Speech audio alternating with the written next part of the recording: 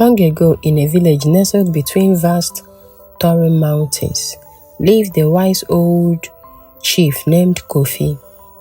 The village was a peaceful place where people lived in harmony with the land, relying on the rivers for water, the fields for crop, and the forest for hunting. But one day, the village hunters captured a magnificent eagle, unlike any bird they had ever seen. Its golden feathers shimmered in the sun, and its piercing eyes gleamed like a mountain amber. It was a creature of the sky, powerful and regal, and they brought it before Chief Kofi as a great sacrifice. The villagers gathered in awe around the majestic bird, whispering in amazement, yet they did not know what to do with such a creature. "It is too grand for us," one villager murmured. "It cannot be tamed," another said. After much discussion, they decided to tie the eagle to a sturdy tree in the village square, where they fed it as though they would a chicken. Time passed. The eagle slowly began to change. It no longer spread its mighty wings. Instead, it picked at the ground, eating scraps like the village hens. The fire in its eye dimmed, and the strength in its wind faded. The villagers soon stopped marveling at it and treated it as just another bird amongst them. One evening, as the sun dipped below the horizon, a traveler named Kwame arrived in the village. He was a man of many journeys, with eyes that had seen wonders beyond the mountains. As he walked through the village square, he stopped, his gaze locking onto the magnificent bird tethered to the tree. He frowned, stepping closer, disbelief washing over him. "This bird is no chicken," Kwame said aloud. "Why is it bound like this?" Chief Kofi, sitting by the village fire, smiled at the traveler's curiosity.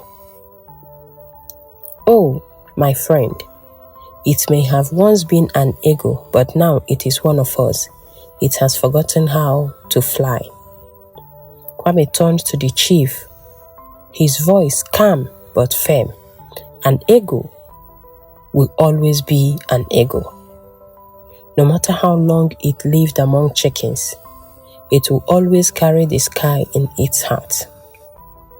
The chief chuckled, shaking his head. "If you believe that, then set it free and see for yourself." The villagers gathered as Kwame approached the bird. He untied the rope gently, whispering, "Come, mighty one, you are not meant for this."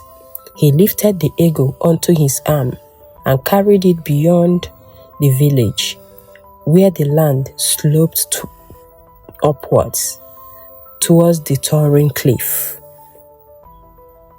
The sky was beginning to lighten, the first golden rays of dawn stretching across the horizon. Standing on the edge of the cliff, with a vast expanse of sky before them, Kwame turned to the eagle. "You are not meant for the ground," he whispered. "Spread your wings and fly." The eagle simply looked at him, tilting its head in confusion. It had been grounded for so long that it had forgotten what it was capable of.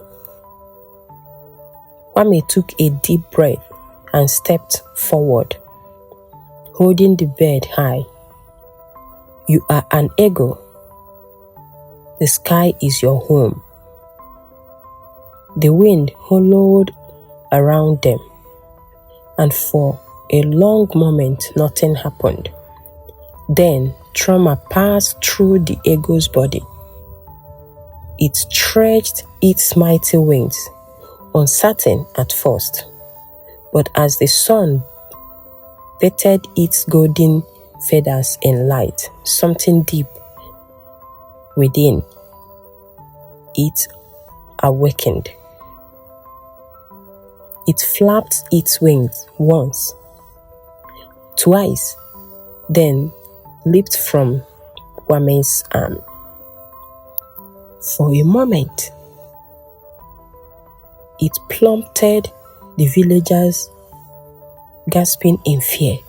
But then, the wind caught beneath its wind, and the eagle soared. Higher and higher it climbed. Its cries echoed across the village and the valley. The villagers watched, their mouths agape, as the bird disappeared into the cloud, reclaiming its place in the sky. Chief Kofi nodded in admiration. The eagle has landed on its true path. Inspired by what had happened and what the villagers witnessed, the villagers decided to honor the eagle's story. They gathered stones and built a monument in the village square, carving the image of the great bird into its surface. It stood as a reminder to all who passed through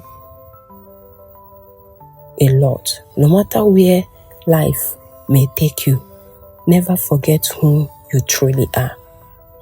And so, the legend of the eagle lived on, carried in the hearts of the villagers, whispering in the winds that danced through the mountains, forever telling the tales of the bird who reclaimed the sky.